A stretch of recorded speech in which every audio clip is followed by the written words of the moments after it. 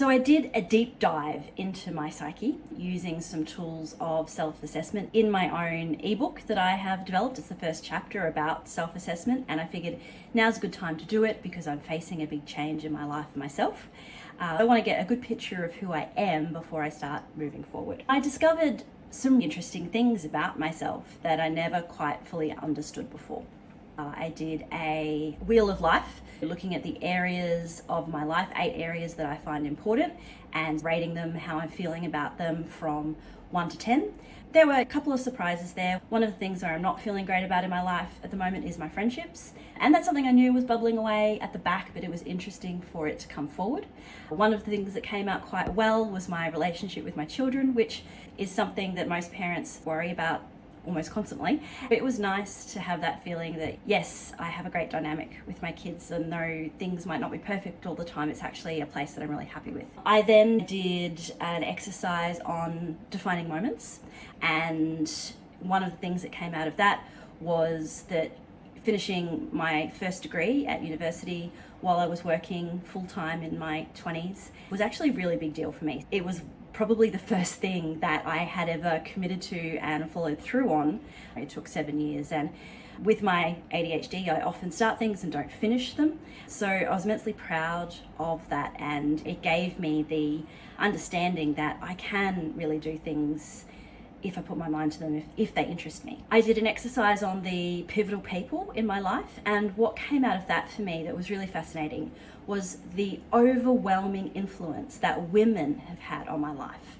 I probably would never have seen that pattern, and for good, for bad, for ugly, women have influenced my life and who I am and the experiences that I've had. The next exercise was on critical decisions that I've made in my life, and I knew this one was going to be a bit meh, because I'm not great with decision making at all. I'm very emotional and impulsive decision maker, and going through the exercise I found that that was pretty much true in every decision that I've made in my life.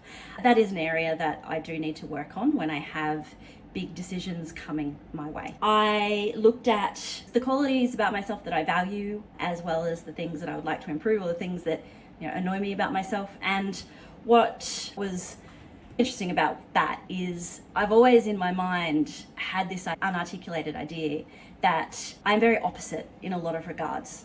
And this came through in looking at my qualities, because one of the qualities that I do like about myself is my quirkiness. I can be lighthearted and childlike, and I really like that. But one of the qualities that I find really challenging about myself is that I take life too seriously. So having those two complete opposites are often at war with each other in my mind. And through doing the exercise, it really made me much more aware of that. I also did an exercise on my values, and I know already that I'm a very values-driven person, so it wasn't surprising to go through it and learn my values again, but it was validating that yes, these are still the things that I find really important in my life. And those are things like authenticity, freedom, adventure, creativity, success, and I'm not talking about wealth or power in terms of success, relationships, empathy, and lifelong learning. So all of those things are still there, still important to me. And what was next? I guess I hadn't been as aware of my resilience and adaptability. I wouldn't have said being a resilient person was something that was one of my qualities. Going through the exercises, I realized, I've had a lot of really big changes in my life, whether I've made those changes or they've happened to me. And I am very adaptable to changing situations, which must mean I have some resilience. For this journey into self-assessment, what it's really about is having a good understanding of where you are right now. Because where you are right now is different to 5 years ago, 10 years ago, and where you'll be in 5 years or 10 years from now.